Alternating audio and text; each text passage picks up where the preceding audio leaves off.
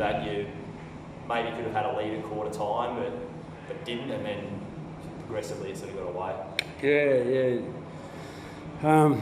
We were really pleased with the way that we started the game, and put the Gold Coast side under some pressure early in the game. We just couldn't convert some of our opportunities, and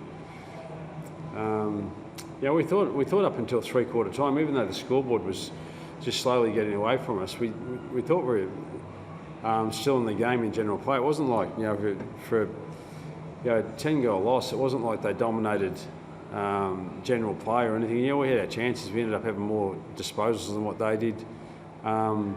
We just couldn't convert those opportunities with the ball into depth inside 50. That was a pleasing part about the first quarter. We were able to lock the ball into our front half a bit and just keep it to a pretty low scoring game, even though we didn't capitalise on some of our chances. But as the game unfolded, we gave up too much of the ball through the middle of the ground, and they really punished us on turnover. And and then unfortunately the last quarter, just a bit dead on our feet. They bring on Bailey Humphries as a sub and plays in the middle of the ground. The last quarter has 6 clearances in a quarter. So he played a terrific last quarter. He's fresh and made a significant impact, and we just couldn't curtail that. So the game just got away from us a bit in the last quarter, which was unfortunate, because I didn't think the game itself reflected a 10-goal loss. I thought we played good enough footy to be closer on the scoreboard, but to Gold Coast credit, they capitalised on their chances, and they'd perhaps be disappointed when they kicked 17 goals 18. The 67 inside 50s.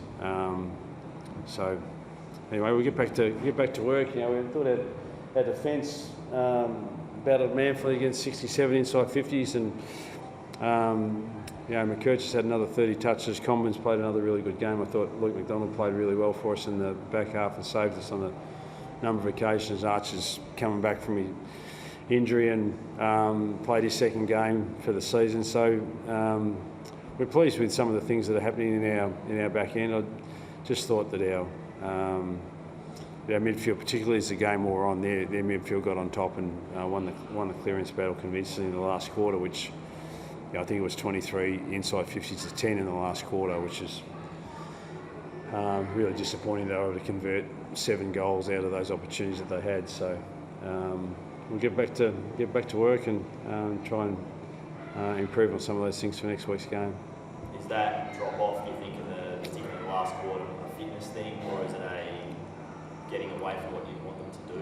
Or no, geez, it's tough when you're behind on the scoreboard by a fair margin at three-quarter time, and they bring on a fresh bloke. They've got run, and you're trying to chase down a lead in hot conditions that.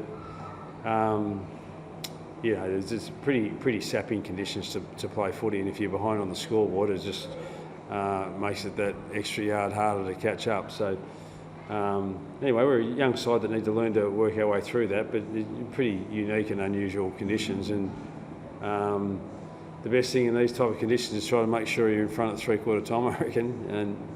And we unfortunately weren't there.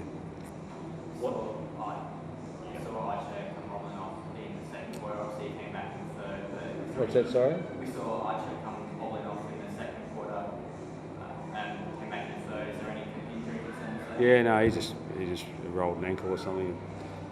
Just got it restrapped and came back on. I was really pleased with Archer's game. I thought he was really, really competitive for us, and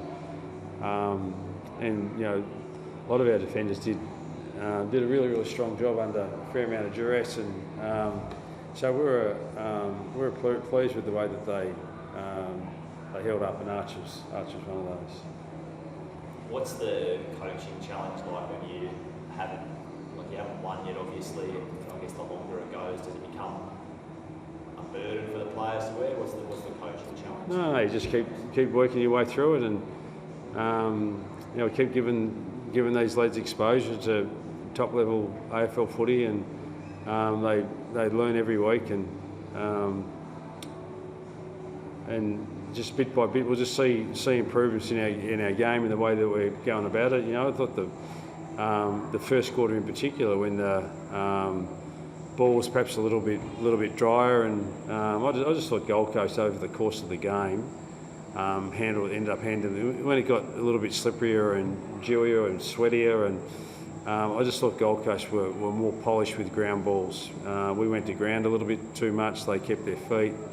They were cleaner in the take on a ground ball than what we were, and that's just a learning thing for a lot of our players, and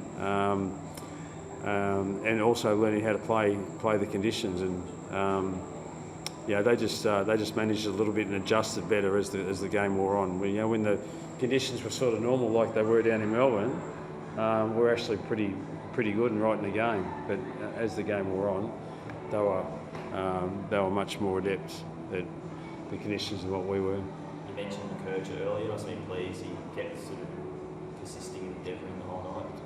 Yeah, he and Fisher gave us some run and rebound off our half back line, and particularly early in the game, and we continue to. I think Fisher's played about 15 games in the back end, so he's learning a new position, and I think he's taken some steps forward in that space. And McKercher's played 9 games of AFL footy, one of which he was out in the first quarter with an injury. So I think that's the 3rd week in a row where he's managed to have 30 touches and show some of the things. Takes some ground, uses the ball really well. We're really pleased with the progress that he's making. There for our supporters at home, they're just the little wins. I know they'll be disappointed that we're losing games of footy, but they're the little wins that we're searching for with some of our players. The progress that we're making. At some point in time, this club's going to turn this around. It's disappointing that we're losing games of footy, but as long as we keep blooding these kids and giving them some exposure, then the wheel will turn for us eventually.